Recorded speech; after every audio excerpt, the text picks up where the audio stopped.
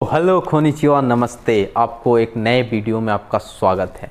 तो चलिए आज मैं आपको मीना नी निहोंगो का पहला लेसन यानी फर्स्ट लेसन में आपको स्टार्ट करने जा रहे हैं। तो ध्यान से सुनिएगा कि लेसन स्टार्ट करने से सबसे पहले क्या ज़रूरी है।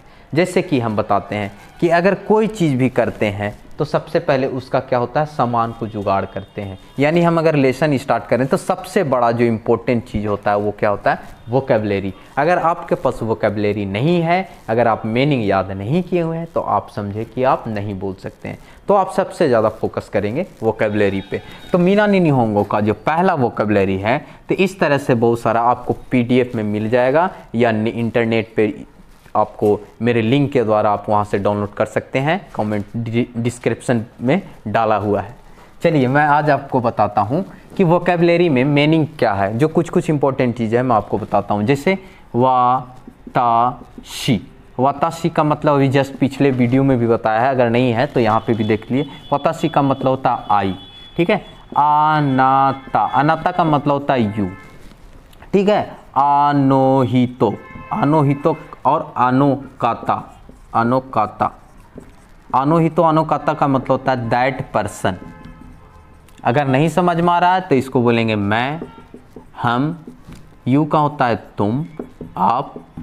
दैट पर्सन का मतलब होता है वो व्यक्ति, ठीक है।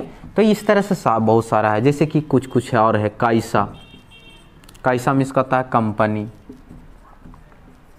फिर है काइसा, लिखेंगे एकरा में इन लगा देंगे तो यानी कंपनी एम्प्लॉय हो जाएगा, यानी कंपनी एम्प्लॉय।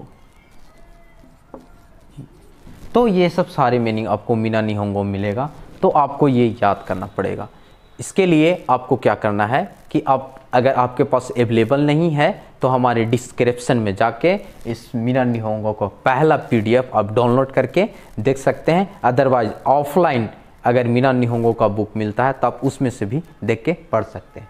तो ये आपको जानना पड़ेगा कि मीनिंग को कैसे याद करना है, कहाँ से इसका प्रोनाउंसिएशन है, तो आपको देखते जाना है। चलिए मैं कुछ आपको सैंपल बताता हूँ। जैसे वाताशी, क्या बोलेंगे वाताशी। फिर बोलेंगे अनाता, क्या बोलेंगे अनाता, अनाता मतलब होता है यू।